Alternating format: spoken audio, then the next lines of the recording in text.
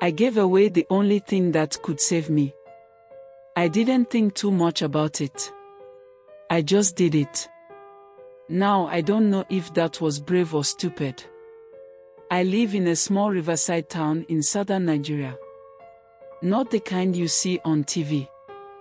Just sand, water, wooden houses, and people trying to get by. My name is Emeka. I used to have one plan: leave this place. Not because I hated it, but because nothing ever changed here. Same faces, same struggles, same stories of one day it will be better. I didn't believe in one day. I believed in escape. The only real chance I had came from a scholarship exam in Port Harcourt. If I passed, I would get full sponsorship to study abroad. School fees, flight, everything. If I failed, I stayed here. No second chance. The exam date was on a Monday morning. To get there, I had to travel on Sunday. The problem? Money.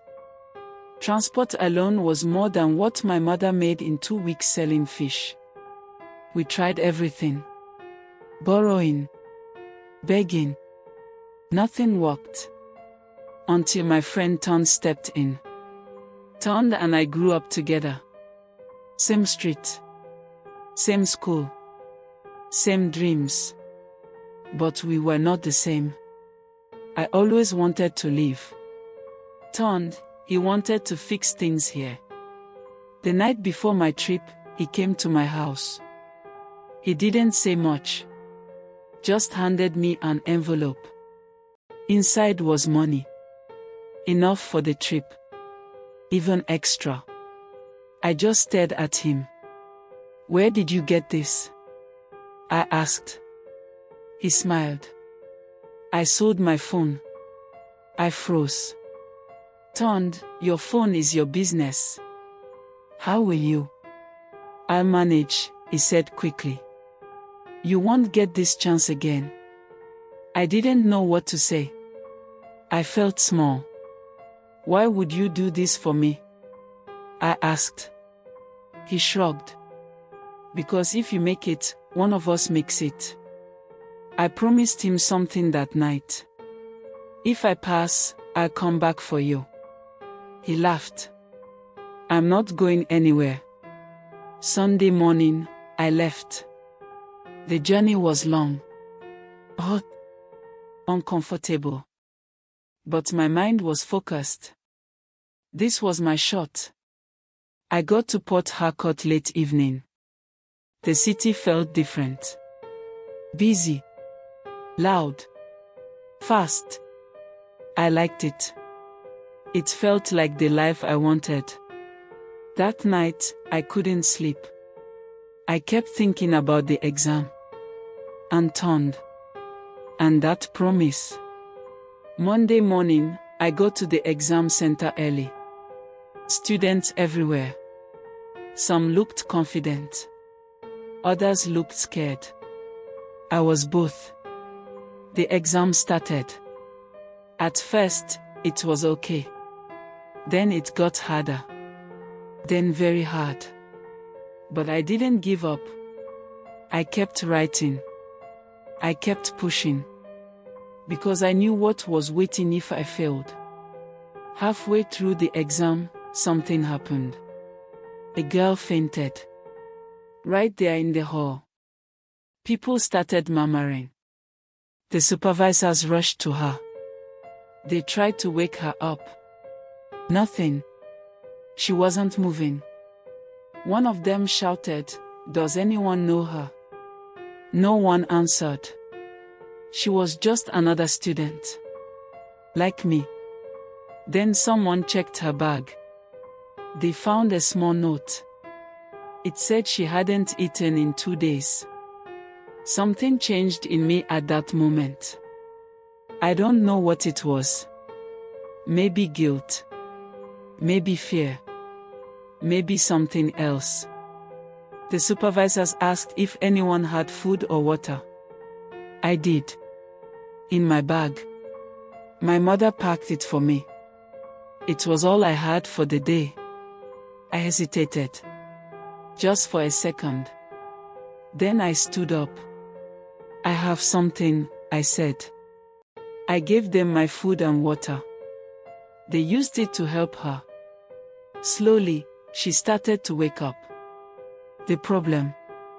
I wasn't allowed back into the exam hall. Rules. Once you leave, you don't return. I tried to explain.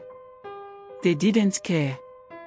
Sit outside, one of them said. That's the rule. I sat there. On a bench. Hearing other students still writing.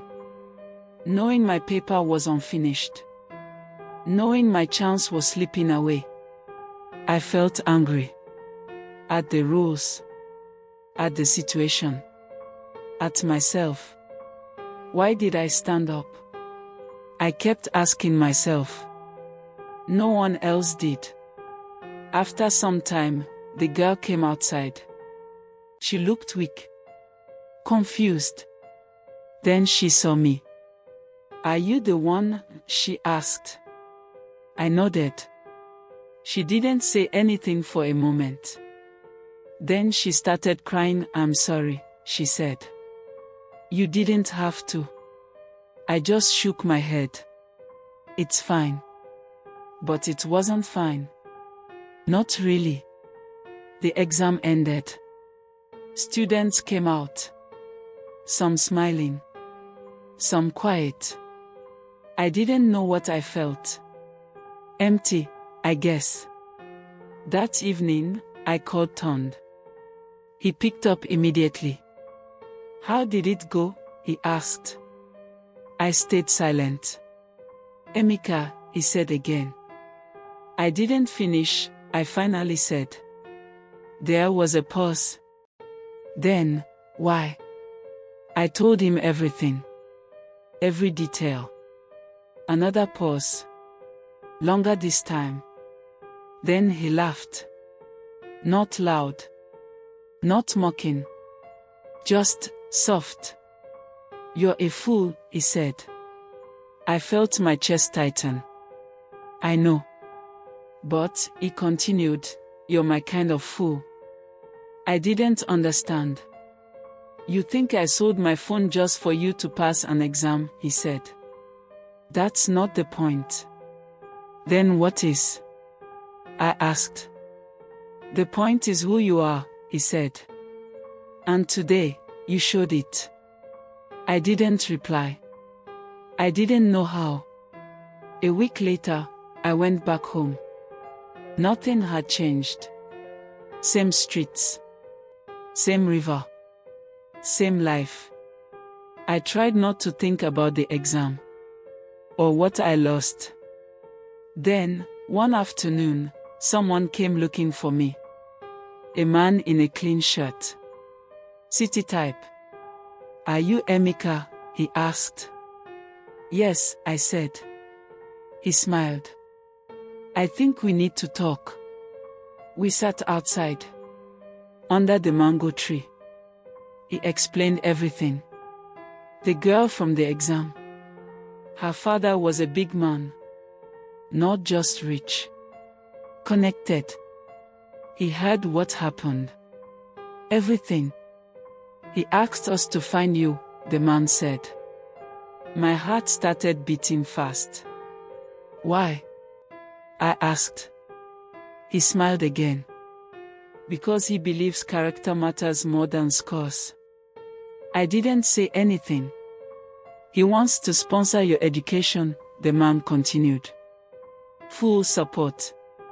Same as the scholarship. I just stared at him. And your friend, he added. He said anyone who raises someone like you deserves a chance to. I felt something in my chest. Something heavy. But good. So, the man said, what do you say? I thought about that day. That moment. That choice. Then I nodded. I say yes. That night, I went to see Tond. He was sitting by the river. Like always. Well? He asked. I smiled. Looks like both of us are leaving. He looked at me. Confused. Then I told him everything. By the time I finished, he was quiet. Then he shook his head. You're still a fool, he said. I laughed. Yeah, I said. But it worked.